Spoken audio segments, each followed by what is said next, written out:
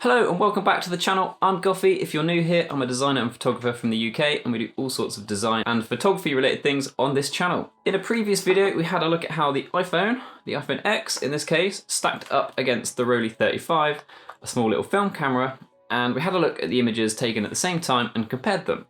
Now, personally, I have a slight preference towards the film images as they're slightly more washed out, but they are less sharp, and the iPhone images were quite saturated and very sharp. I had a quick scan through the comments. I'll chuck some on the screen now. It was a very mixed bag. Some of you loved the Rollei 35, some of you loved the iPhone. So in this video, we're going to try and answer the question of, can I take the iPhone images, edit them in Lightroom to look like the Rollei 35? If I can, what's the point? That's the main question we're trying to answer today. If I can make them look very, very similar in Lightroom, arguably there's no point in ever using this. So that's what we're gonna have a go of today. So at the end of this video, whatever the edit is, I'm gonna take and save as a preset and give it away on my website for free for you guys to download. What I'm also gonna do is I'm gonna add a couple of images from both so that you guys can have a bit of a play if you want and see if you can do better than me, which maybe you can. Cool, so I think that's about it. So I think we'll hop onto Lightroom now and have a play, see what we can do. Right then guys, I think I'm gonna use this image. So this one and this one. So the reason I'm using these two is I think they're both exposed the same and there's a good range of colors in the image. I'm not gonna edit this one, make ourselves a little preset, go and apply it to another image and think that looks nothing like it. So this has got a good range in it. So I think I'm gonna go through this in various steps. My first step, I think I'm going to add the grain in. I think just adding the grain in is going to give me quite a similar look between the two images straight off the bat. Probably then look at the tone curve and mess around with the exposure settings, and then we're going to fly through the colors. So what I'm going to do is I'm going to go through each one of them stages. I'm going to fast forward through the stage so you can see me doing it. And at the end of the stage, I'll have a quick little chat through what I feel and what I think I've done and why I've done it. So to get started, I'm going to use the reference part of Lightroom. So I'm going to do reference image, drag and drop. So I've got the two next to each other, which makes this a little bit easier. And I'm going to be zooming in and out of each of the images to try and make them match up. So let's get started. So the first thing I'm going to do, like I said, is grain. So I'll do the grain and then I'll be back in a second.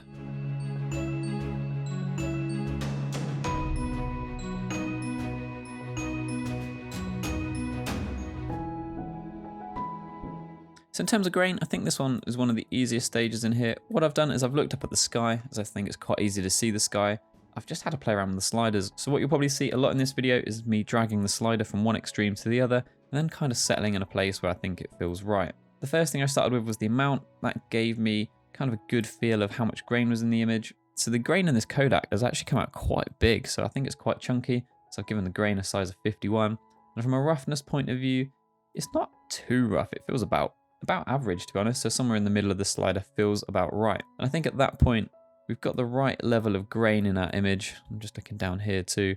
So something that's a bit annoying about this is I'd quite like to add this noise in. So the film image has quite a lot of noise in it. You can see all the little coloured pixels, whereas the iPhone has none of that. And that's because the iPhone has its own noise reduction and it applies it. And because this isn't a raw file, that is baked into the image. So if we have a look in Lightroom at denoise, there is no noise reduction being applied, so I can't reduce that to add any noise in. So we're going to have to ignore noise, which is a bit unfortunate, but there we go. So the next thing I'm going to look at is exposure settings, really. I'm going to try and get the tone curve and the exposure right. So I'm going to do that now and then speak to you in a second.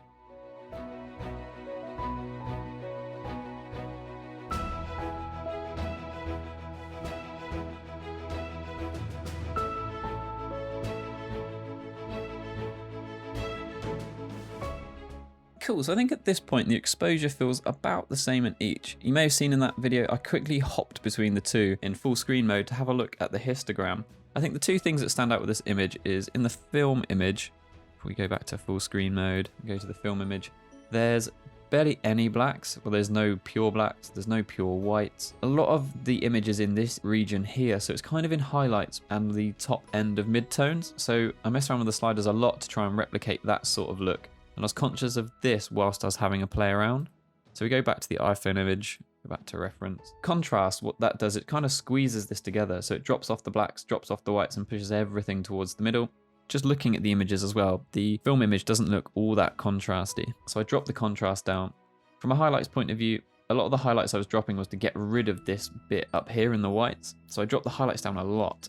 And I boosted the shadows a lot because there was nothing down this end of the image. And in terms of the shadows, I found the easiest part to look at was here. So I tried to make sure I could see the right amount of bricks in this part of the image and tried to get them to match up. So I can't really see any of the bricks in here, and I can't in the film one, but I can see the outlines of the bricks in this one, and I can now in this one. So that's kind of what I used in terms of the shadows. From a whites point of view, again, I moved the white slider down to try and get more into this part of the histogram. The blacks, I don't think I'm going to move them now. I might tweak that later on, but I feel like the blacks feels about right. There's nothing down there, and it kind of tails up from there. From a tone curve point of view, this links into what I was saying again. So I've completely crushed the blacks. I've completely crushed the whites. So we have none of that. And I feel like there was just a little bit more contrast down here. So I've pulled these down a little bit to try and add a bit of the darker tone contrast. So it feels like in the film image, there's not a lot of contrast going on up in like the light areas of the image. But in the darker areas of the image, it does feel like there's quite a bit of contrast. Bricks here have come in quite handy here to try and help me judge that. So I think at this point, these two images are very similarly exposed. The next step is color, and I think color is going to be the fun part with this. Instantly looking at this image now, I can see we've got to do quite a lot to orange and blues. This beach here is quite an orangey, sort of towards a browny color here. And in this image, I feel like it's more of a yellowy, maybe even slightly towards green color here. And from a blue in the sky point of view, this feels a little bit more aqua in its color, whereas this feels a little bit too blue. So I think that's the two things we'll focus on. The other thing is as well, if we have a look again at this area of the image, I think we're going to have a play around with split toning. So the shadows in this image are really quite dark and there's not much color to them. The shadows in the film image are actually a little bit orange, and I feel like the highlights on this image are actually slightly green. So we'll probably add a split tone of green to the highlights as well. So let's jump in and I'll have a go and I'll catch you in a second.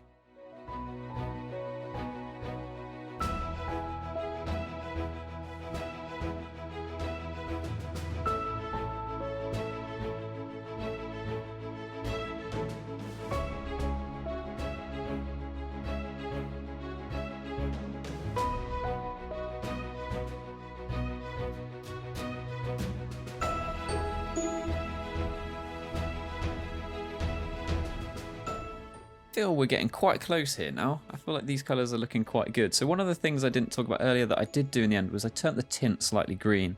Now this is going to be a bit of a pain because when we make a preset, there's a good chance we don't really want to be changing these sliders to these numbers. What we really want to be doing is adding green and adding a bit of warmth to the image. So that's a bit of a pain. I feel like I've had to move them, but that's something that I might have to just bear in mind when I'm using this preset, that if I use it, drop the greens a little bit, maybe add a little bit of orange to the image. If we have a look down at the colours then, so I think pretty much as I explained earlier, so with the oranges in the sand down here, I found that I needed to move my yellows towards green, which kind of gave a little bit of a help towards that green tint. In terms of the saturation of these colours, so I've dropped the saturation of the yellow quite a bit. If we put that back, this still feels too yellow. So dropping that orange saturation down to sort of the 20s, I feel gives that better match across the two. In terms of luminance, I also felt that this was still too bright, so we put this back. I feel like this part of the image is still a little bit too bright, so that was why I dropped the luminance down just a bit. In terms of the blues, I used the sky mainly for the blues. Annoyingly, when you zoom in, it's probably just a little bit too zoomed in, so I did most of it zoomed out. I made the aqua slightly more green. Again, it adds that sort of green tint to the image. From a blue point of view, I upped the blues and just made it slightly more of a match up here. So this looked a little bit too pale of a blue, so it moved it ever so slightly towards a purple, but it just made the blue a little bit darker. In terms of saturation, I still felt it was lacking a little bit of colour up here, so I boosted the blues just to make them stand out a little bit more, which I think gives us this match a little bit better. And in terms of luminance, I added a bit of contrast into the blue, really by dropping the luminance to make it slightly darker, and it added an overall punch of contrast to our image. So we're getting to the point now where I think these match really quite closely. So for now, what I'm going to do is I'm going to speed through this again, but I'm going to give it a little bit of a tweak because I think that's all it really needs and see where we end up. So that's what I'm going to do now. Let's fast forward.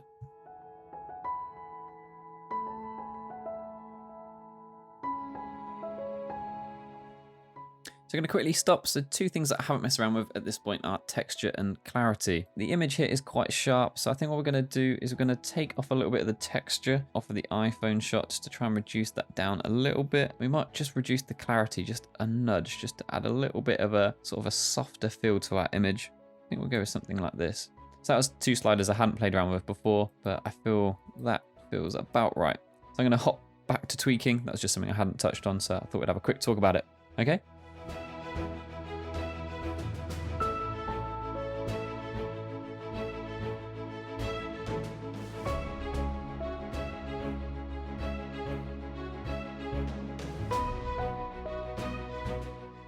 So I think at this point we're actually really quite close. I think these two images do look very similar now. The next step for me when I'm trying to make a preset is, it's all well and good making one image work like we have, but what I'm going to do is I'm going to copy these settings and I'm going to paste them to another image, and then we're going to have another tweak again, because there's some colors that I've really not done anything with. Like I've not done anything with purples, I've barely done anything with reds, to be honest. There's barely any red in this image. So my next step is going to be to copy these settings, and we're going to make sure we want pretty much everything copied, and we're going to go to another image. So yeah, I think we're going to go with this image next and see how this looks. So let's take the iPhone image, go back to reference and drag our new reference image, and we're going to paste them settings. To be honest, I think that looks quite good straight away. So the good thing about this image is we have some reds, so we can try and match these reds up. So these reds look quite a lot paler. These look quite darkened down, those iPhone ones slightly. Don't think we've got much purple in this image, but I think it's a good start. And I quite like how these tiles have come out. So I think we're actually doing quite well here. I was expecting there to be a bit more of a difference between the two, but yeah, let's start with the reds. I'm going to do that now, and I'll catch you in a second.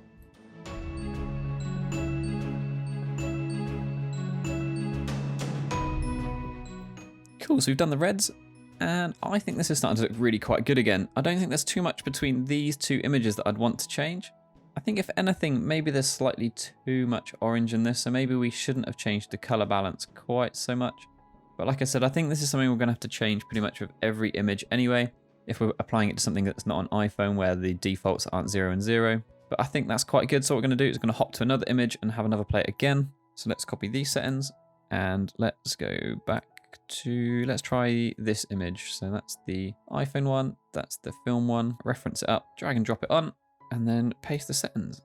So Command V for me.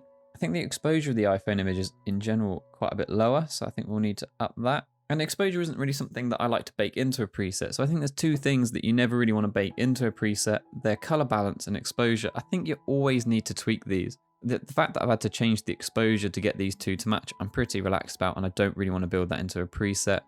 So I think we're pretty good here again. Let's have a look at another image. Let's have a look at these two. So here's the iPhone image, reference, and we'll drag and drop the reference one on, and we'll paste again. And to be honest with you guys, I think that matches very well. Again, the color balance feels slightly off between the two. I think this one's actually gone back the other way. I think you want to add slightly more green into this one to get them to match, something like that. But I think that is that. So what I'm going to do is I'm going to show you these images in full screen now and have a look, see if you can tell the difference between the two.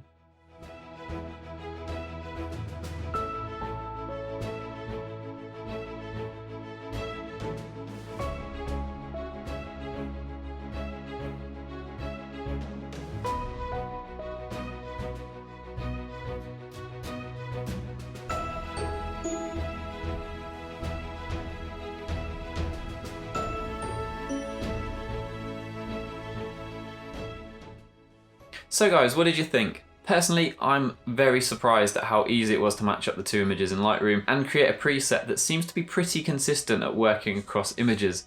So like I said before, that is available in the description below, so you can download the preset if you'd like. And I've also included 2 reference images, so you can take one of my film images, take one of my iPhone images, and see if you guys can do a better job, because you might be able to. As a film photographer, I've always known this is possible, that you can get them to match up. There is still some image differences between the images, and like somebody in the comments said, I'll chuck it on the screen now, there's still definitely benefits I get out of the enjoyment of shooting film, even though it's quite clear that a few messes around in Lightroom can get quite close, although not the same. If you've enjoyed this video, please like and subscribe, and I'll see you soon for another one. Thank you.